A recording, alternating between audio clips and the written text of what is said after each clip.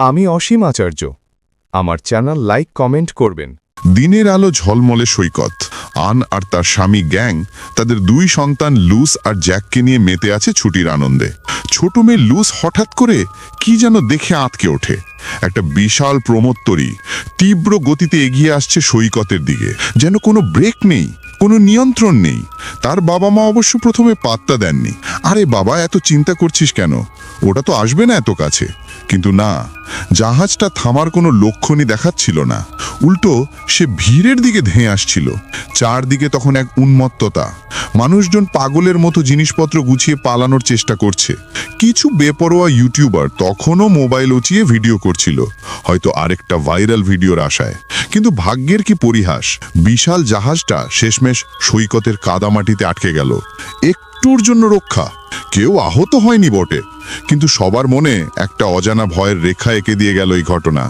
সৈকত থেকে ফেরার পথে পুলিশকে জিজ্ঞেস করে আন জানতে পারল সম্প্রতি নাকি এরকম বেশ কিছু জাহাজ আটকে যাওয়ার ঘটনা ঘটেছে। নেভিগেশন সিস্টেমে নাকি সমস্যা হচ্ছে। কথাটা শুনে আন একটু অবাক হলেও তেমন গুরুত্ব দিল না। ভাবল টেকনিক্যাল সমস্যা তো হতেই পারে। ভিলায় ফিরে আন ইন্টারনেটে খবর দেখতে চাইল, কিন্তু এ কি, ওয়াইফাই তো কাজ করছে না, মোবাইলেও কোনো নেটওয়ার্ক নেই। হয়তো টেলিকম কোম্পানি রক্ষণাবেক্ষণের কাজ করছে, ভাবল আন।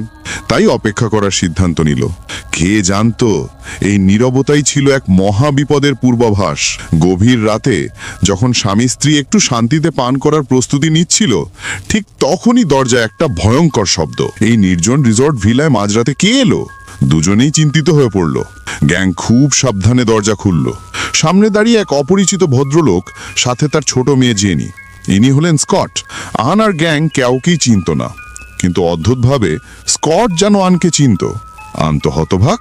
স্কট নিজেকে এই ভিলার আসল মালিক হিসেবে পরিচয় দিল। জানালো দুদিন আগে আন তার সাথে ইমেলের মাধ্যমে এই ভিলাটা বুক করেছিল। স্কটের কথা শুনে গ্যাং তাদের ভেতরে আসার জন্য অনুরোধ করল। স্কট জানালো সে ফোন করতে চেয়েছিল, কিন্তু মোবাইলে কোনো সিগন্যাল পাচ্ছিল না। তারা নাকি কাছাকাছি একটা কনসার্ট শুনে শহরে ফিরছিল, কিন্তু মাঝপথে জানতে পারল শহরে বড় ধরনের বিদ্যুৎ বিভ্রাট হয়েছে। তার বাড়ি 70 তলায়, আর জয়েন্টে ব্যথার কারণে সে এত উপরে উঠতে পারছিল না। তাই এক রাতের জন্য এখানে থাকতে চেয়েছিল। কিন্তু আনের মুখে তখনও সতর্কতার ছাপ। স্কট সত্যি কথা বলছে কিনা সে নিশ্চিত হতে পারছিল না।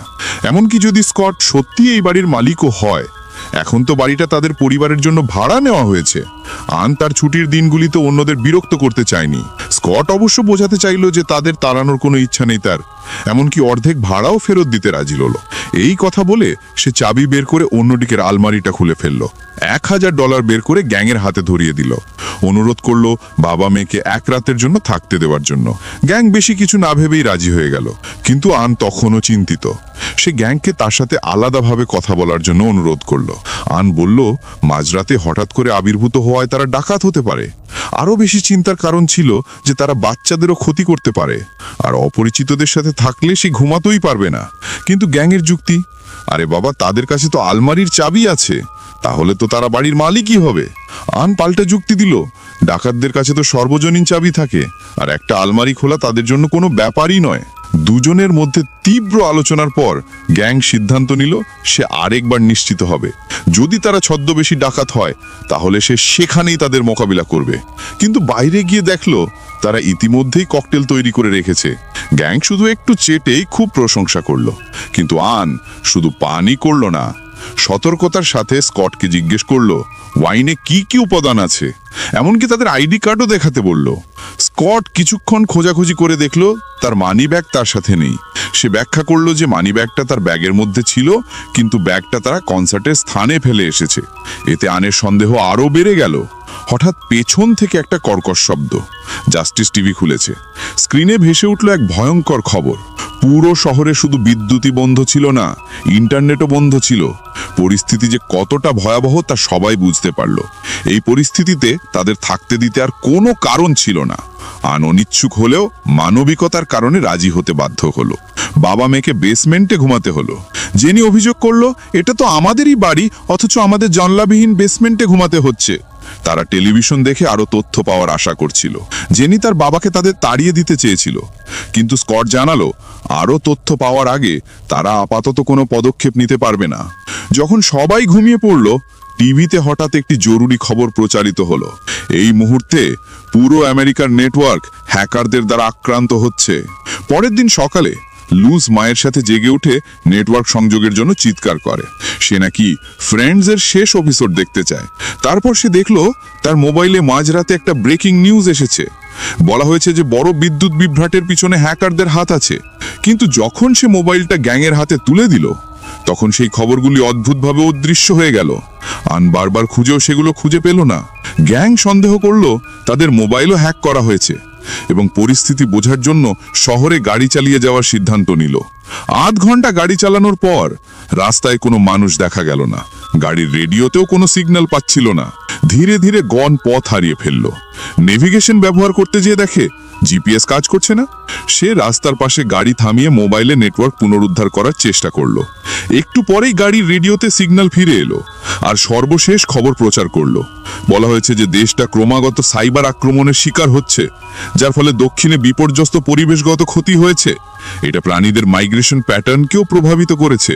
কিন্তু যখন গ্যাং গাড়িতে উঠতে প্রস্তুত হলো, তখন রেডিওটি অদ্ভুতভাবে সিগন্যাল হারিয়ে ফেলল। পথ হারানো সে ফেরার পথ খুঁজতে শুরু করলো।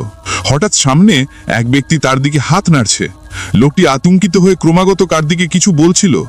মনে হচ্ছিল সে বড় ভয়ঙ্কর ঘটনার সম্মুখীন হয়েছে।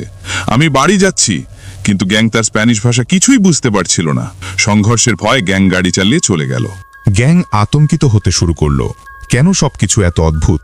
পাগলের মতো একজন মহিলাকে এড়িয়ে আসার পরপরই সে আরও অদ্ভুত একটি দৃশ্যের সম্মুখীন হলো।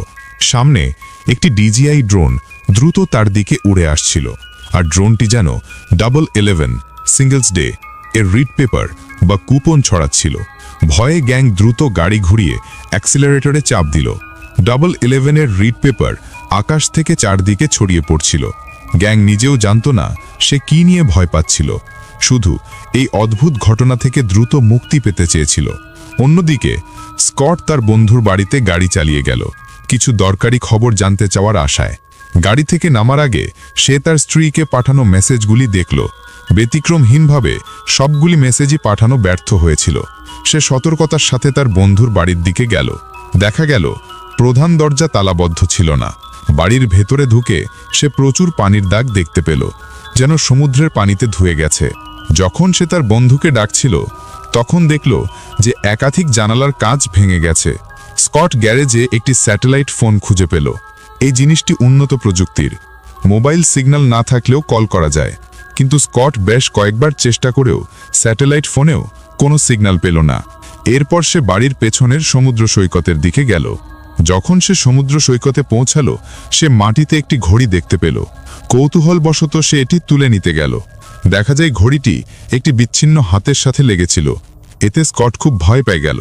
স্কট চারদিকে তাকিয়ে দেখল যে পুরো সৈকতে বিমানের ধ্বংসাবশেষ এবং যাত্রীদের মৃতদেহ ছড়িয়ে আছে। যখন সে হতবাক হয়ে দাঁড়িয়েছিল, একটি বোয়িং 737 ম্যাক্স তার দিকে দ্রুত নেমে আসছিল। স্কট বুঝতে পারেই প্রাণপণে পালাতে শুরু করল। বিশাল একটি বোয়িং 737 ম্যাক্স সরাসরি তার দিকে ধেয়ে আসছে, যেন কোনো অদৃশ্য শক্তি নিয়ন্ত্রণ করছে তাকে। অন্যদিকে বাড়িতে থাকা লুস বাগানে কয়েকটি এল্ক বা হরিণ তার দিকে তাকিয়ে থাকতে দেখল। সে কৌতূহলবশত তাদের কাছে গেল, কিন্তু সেখানে আরও ভয়ঙ্কর একটি দৃশ্য তার জন্য অপেক্ষা করছিল। জঙ্গলের পেছনে অগণিত এল্ক জড়ো হয়েছিল। তাদের চোখগুলো কেমন যেন অস্বাভাবিক। এল্কগুলো চলে যাওয়ার পর লুস তার ভাইকে নিয়ে জঙ্গলে গেল। তারা একটি ছোট কাঠের কোণেনার খুঁজে পেল। সেখানে অনেক শিকারীর সরঞ্জাম রাখা ছিল। মাটিতে ঘুমানোর জন্য একটি মাদুরও ছিল। আর সবচেয়ে ভয়ঙ্কর ব্যাপার হলো, কাঠের কোণে ঘরের জানালা দিয়ে লুসের ঘুমানোর ঘরটি ঠিকঠাক দেখা যাচ্ছিল। এতে লুস আতঙ্কিত হয়ে পড়ল। যখন দুই ভাই ভিলায় ফিরছিল, তখন জ্যাকের পায়ে একটি পোকা কামড় দিল, আর লুস কাছাকাছি একটি বিলাসবহুল বাড়ি দেখতে পেল। সে তার ভাইকে সেখানে দেখতে যেতে চেয়েছিল, কিন্তু জ্যাক বলল যে সে ক্ষুধার্ত এবং খেতে ফিরতে চায়। হাঁটতে হাঁটতে লুস আবার একটি অদ্ভুত ঘটনা দেখতে পায়। অদ্ভুত এক নীরবতা ভেঙে পরিযায়ী পাখিরা দক্ষিণ ছেড়ে উত্তরে উড়ে যাচ্ছিল। প্রকৃতির এই অস্বাভাবিক আচরণ যেন এক আসন্ন বিপদের ইঙ্গিত দিচ্ছিল। ঠিক এই সময় স্কট ফিরে এলো তার ভিলায়। সে আন্নাকে তার দেখা সমস্ত অদ্ভুত পরিস্থিতির কথা বলল। স্যাটেলাইট ফোনে কোনো সিগন্যাল নেই। এর একটাই কারণ হতে পারে, স্যাটেলাইটগুলো ধ্বংস হয়ে গেছে। স্কটের কথা আন্নার কাছে প্রথমে অবিশ্বাস্য মনে হলো, কিন্তু স্কট যখন সমুদ্র সৈকতে বিধ্বস্ত বিমান, ধ্বংসাবশেষ এবং মৃতদেহের কথা বলল, আন্নার চোখ কপালে উঠল। স্কট ভাবল, এই ঘটনা কয়েক বছর আগে ফিলিপাইনে হ্যাকারদের হামলার মতোই ছিল, যেখানে শুধু কিছু কম্পিউটার নিয়ন্ত্রণ করে নেটওয়ার্ক অচল করা হয়েছিল। কিন্তু এবার এর ক্ষমতা বেড়ে জাতীয় পর্যায়ে পৌঁছেছে।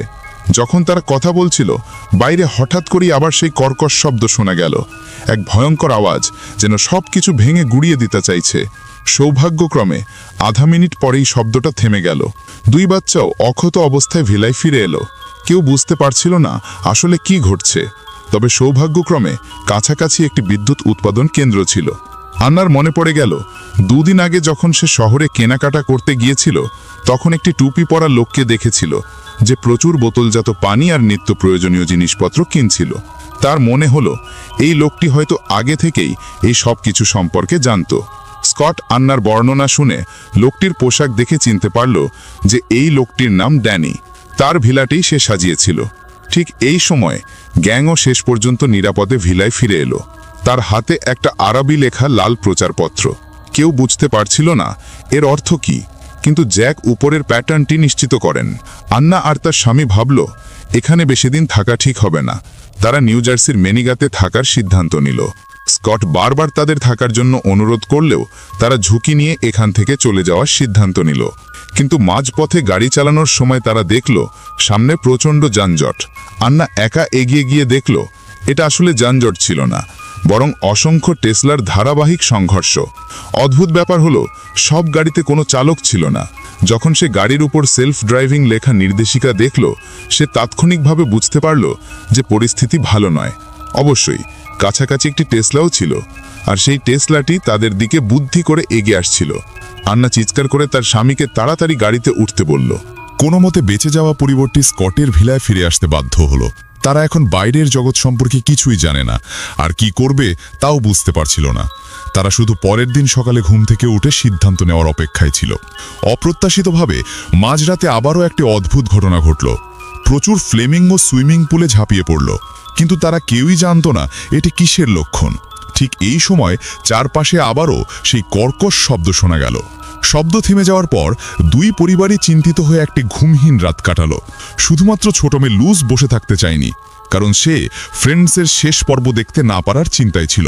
পরের দিন সকালে জ্যাক ঘুম থেকে উঠেই দাঁতে খুব অস্বস্তি অনুভব করল। অপ্রত্যাশিতভাবে সে শুধু আলতো করে টানতেই একটি দাঁত পড়ে গেল। এরপর পরপর বেশ কয়েকটি দাঁত একইভাবে পড়ে গেল। এতে তার পরিবারের সবাই খুব ভয় পেয়ে গেল। জ্যাক সন্দেহ করল যে এটি জঙ্গলের পোকা কামড়ানোর কারণে হয়েছে, কিন্তু অভিজ্ঞ স্কট মনে করল যে এই লক্ষণগুলি সম্ভবত বিকিরণের কারণে হয়েছে। কিন্তু এখন কাছাকাছি কোনো হাসপাতাল নেই, শহরে যাওয়ার হাইওয়েও বন্ধ।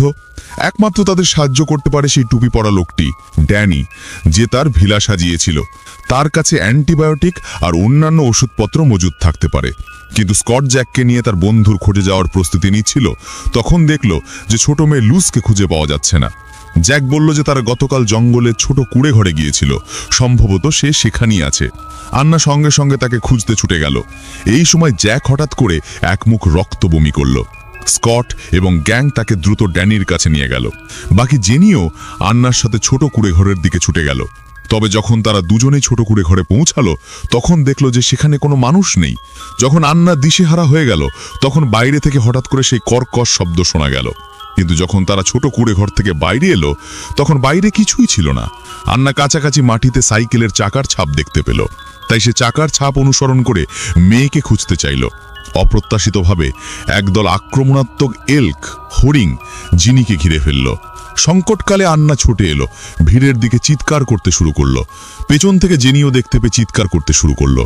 তাদের দুজনের উন্মত্ত চিৎকারের পর এল্কগুলি ধীরে ধীরে বুঝতে পারল যে মহিলারা সহজ নয়। তারা সবাই ঘুরে দাঁড়িয়ে জঙ্গলে অদৃশ্য হয়ে গেল। অন্যদিকে স্কট জ্যাককে নিয়ে তার বন্ধুর বাড়িতে গেল, কিন্তু ড্যানি তাদের বাড়ির ভেতরে ঢুকতে দিল না। এমনকি একটা শিকারের বন্দুকও নিয়ে এলো। গ্যাংয়ের ছেলের অবস্থা জানার পর সে তৎক্ষণাৎই জানালো যে এটি কর্কশ শব্দের সাথে সম্পর্কিত, কারণ কিছুদিন আগে কিউবাতে একই ঘটনা ঘটেছিল। তারা এটিকে মাইক্রোওয়েভ অস্ত্র বলে অভিহিত করে। এই অস্ত্র বিকিরণ তৈরি করে এবং সবচেয়ে শক্তিশালী ব্যাপার হলো এটি শব্দের মাধ্যমে ছড়িয়ে পড়ে। ড্যানি মনে করলো যে এখন যুদ্ধ শুরু হয়ে গেছে, কারণ রোজ ওয়াশিংটনের কর্মীদের খুঁজে এনেছে। শীঘ্রই আরও বড় বিপর্যয় ঘটবে। স্কট জানালো যে তারা শুধু বাচ্চার জন্য ওষুধপত্র খুঁজছে, কিন্তু ড্যানি তাদের বলল যে এখন এই সময়ে সে শুধু তার পরিবারকে বাঁচাতে চায়। তারা অন্য আরেকজন প্রতিবেশী লসের কাছে যেতে পরামর্শ দিল, কারণ কিছুদিন আগে তারা গোপনে তাদের বেসমেন্ট পরিবর্তন করেছিল। সেখানে সবকিছু সম্পূর্ণভাবে সজ্জিত ছিল, যা ছিল ধনীদের জন্য একটি পূর্ণাঙ্গ অ্যাপোকালিপস কিট। স্কট কখনোই ভাবেনি যে আগে এত সাহায্যকারী ড্যানি এত ঠান্ডা হয়ে যাবে। গ্যাং তার ছেলের অসুস্থতা ব্যাখ্যা করছিল, কিন্তু ড্যানি বলল যে যুদ্ধ শুরু হলে নগদ টাকা কাগজের মতো মূল্যহীন হয়ে যায়। ড্যানি বন্দুক তুলে তাদের তাড়িয়ে দিতে চাইল। হতাশ স্কটকে ড্যানির সাথে তার পিস্তল নিয়ে মুখোমুখি হতে হলো। কেউই পিছিয়ে যেতে রাজি হয়নি। গ্যাং দ্রুত এগিয়ে গিয়ে তাদের দুজনকে থামালো। এরপর সে ড্যানিকে তাদের পরিবারের দুর্ভোগের কথা দুঃখের সাথে বলতে থাকলো। এখন সে শুধু বাচ্চার জন্য কিছু ওষুধ নিতে চায়। শেষ পর্যন্ত ড্যানি গ্যাংয়ের পিতৃত্বের ভালোবাসায় মুগ্ধ হলো। সেই $1000 নেওয়ার পর তার অতিরিক্ত বিকিরণাদি ওষুধপত্র বের করে দিল এবং তাদের একটি গোপন তথ্যও দিল। ড্যানি জানালো যে এই সব কিছু কোরিয়ানদের কাজ। গ্যাং ড্যানিকে সেই লাল প্রচারপত্রটি দেখতে দিল। ড্যানি এটি দেখার পর জানালো যে তার মোবাইলে নেটওয়ার্ক থাকাকালীন সে স্যান ডিয়েগোর একজন বন্ধুর কাছে একই ধরনের ঘটনা শুনেছিল। সেই বন্ধু ইরাকের ফলক রাজ্যে প্রত্যক্ষভাবে ছিল এবং ইরান এই অভিযান শুরু করেছে বলে সন্দেহ করা হয়। তারা চলে যাওয়ার সময় ড্যানি আবারও জানালো যে এই সব কিছু অনেক দেশের সম্মিলিত প্রচেষ্টা হতে পারে, কারণ আমরা বিশ্বব্যাপী অনেক শত্রু তৈরি করেছি। যখন তারা ফিরে যাওয়ার প্রস্তুতি নিচ্ছিল, তখন স্কট অবশেষে এখানে হঠাৎ করে আসার কারণটি জানালো। এই সাথে সে গ্যাংয়ের পরিবার তার সাথে যেতে রাজি কিনা তা নিশ্চিত করতে চাইল, কারণ পরের পদক্ষেপ হলো থমসের ভূগর্ভস্থ দুর্গের দিকে যাওয়া। আসলে আমেরিকা একটি পূর্ণাঙ্গ আক্রমণের সম্মুখীন হচ্ছিল। স্কটের বড় গ্রাহক ডিফেন্স বিভাগে কাজ করত, তাই সে সামরিক অভিযানের খরচ সমুদায় বিশ্লেষণ নিয়ে অনেক সময় ব্যয় করেছিল। এর মধ্যে একটি প্রকল্প তার বড় গ্রাহককে আতঙ্কিত করেছিল। একটি সাধারণ 3 পর্যায়ের কৌশল একটা দেশকে ভিতর থেকে উৎখাত করে দিতে পারে। প্রথম পর্যায় হচ্ছে বিচ্ছিন্ন করা, লক্ষ্যের যোগাযোগ এবং পরিবহন বিচ্ছিন্ন করা, লক্ষ্যকে যতটা সম্ভব বধির এবং পক্ষাঘাত করে দেওয়া। দ্বিতীয় পর্যায়ে হলো বিশৃঙ্খলা তৈরি করা, গোপন অস্ত্র দিয়ে আক্রমণ করা এবং ভুল তথ্য দিয়ে লক্ষ্যকে ভয় দেখানো। এতে তাদের প্রতিরক্ষা ক্ষমতা ভেঙে পড়বে, যাতে তাদের অস্ত্র ব্যবস্থা চরমপন্থী এবং নিজ দেশের সেনার সামনে দুর্বল হয়ে পড়বে। কোনো স্পষ্ট শত্রু বা উদ্দেশ্য ছাড়াই মানুষ একে অপরের সাথে লড়াই করতে শুরু করবে। যদি প্রথম দুটি পক্ষ সফল হয়, তাহলে তৃতীয় পর্যায়ে অটোমেটিক শুরু হবে, আর সেটি হলো অভ্যুত্থান। অভ্যুত্থান মানে গৃহযুদ্ধ, যা শত্রুরা দেশকে ভিতর থেকে ভেঙে দিতে পারে। এইসব শুনে গ্যাংয়ের মুখ ফ্যাকাশে হয়ে গেল। অন্যদিকে আন্না এবং জেনি তখনও মেয়েকে খুঁজছিল, কিন্তু দূরে শহরের ওপর একটি সুন্দর মাশরুম মেঘ উঠতে দেখল। তারা দুজনে হতভাগ হয়ে দাঁড়িয়ে রইল। তাদের শহর ইতিমধ্যেই পারমাণবিক আক্রমণের শিকার হতে শুরু করেছে। আর এই সময় লুজ ড্যানির বলা থনসের বাড়িতে চলে এসেছে। সে প্রথমে বাড়িতে কিছু খাবার খুঁজে পেল, তাড়াতাড়ি খেয়ে নিল। এরপর একটি বেসমেন্ট আবিষ্কার করলো। সে সাবধানে ভিতরে ঢুকে দেখল এটি আসলে একটি ভূগর্ভস্থ দুর্গ। এখানে শুধু পর্যাপ্ত পানি এবং শাকসবজি ছিল না, ব্যায়ামের সরঞ্জাম এবং বিভিন্ন দৈনন্দিন জিনিসপত্র ছিল। তাক ভর্তি ছিল বিভিন্ন ধরনের খাবারে। কোণের কালো প্রযুক্তি বিভিন্ন গুরুত্বপূর্ণ তথ্য গ্রহণ করতে পারছিল। যেটা বেশি লুজকে আনন্দিত করেছিল সেটা হলো এখানে একটি দেশীয় এআই বড় টেলিভিশন ছিল। তাকে বিভিন্ন ধরনের ফিল্মও রাখা হয়েছিল। অবশ্যই তার সবচেয়ে পছন্দের ফ্রেন্ডসও ছিল। অধীর আগ্রহে সে দ্রুত শেষ পর্বটি চালু করলো। বন্ধুরা, এই ছিল আমাদের আজকের গল্পের প্রথম পর্ব। কি ভাবছেন, এক সাধারণ ছুটি কিভাবে এত বড় এক বিপর্যয়ের ইঙ্গিত হয়ে উঠল? প্রযুক্তি কি আসলেই আমাদের জন্য আশীর্বাদ নাকি এক লুকানো অভিশাপ? যখন মানুষ একে অপরের সবচেয়ে বড় শত্রু হয়ে ওঠে, তখন কি আমাদের কোনো আশা থাকে? গল্পের বাকি অংশে কি হবে? লুজ কি তার পরিবারের কাছে ফিরতে পারবে? আর এই দুটি পরিবার কি পারবে এই অজানা শত্রুর হাত থেকে নিজেদের বাঁচাতে? আর এই মহাবিপর্যয়ের পেছনে আসল কারণটাই বা কি? জানতে হলে চোখ রাখতে হবে আমাদের পরের ভিডিওতে। ততক্ষণ পর্যন্ত নিজের কাছের মানুষগুলোকে আগলে রাখুন আর প্রকৃতির প্রতি সদয় থাকুন, কারণ কখন কোন বিপদ সামনে এসে দাঁড়ায় তা বলা মুশকিল। ভিডিওটি ভালো লাগলে অবশ্যই লাইক করুন, বন্ধুদের সাথে শেয়ার করুন, আর আমাদের চ্যানেলটি সাবস্ক্রাইব করতে ভুলবেন না। আপনার একটা লাইক আমাদের এমন আরও দারুণ দারুণ গল্প নিয়ে আসার অনুপ্রেরণা যোগায়। দেখা হচ্ছে পরের পর্বে এক নতুন উত্তেজনার মোড়ে।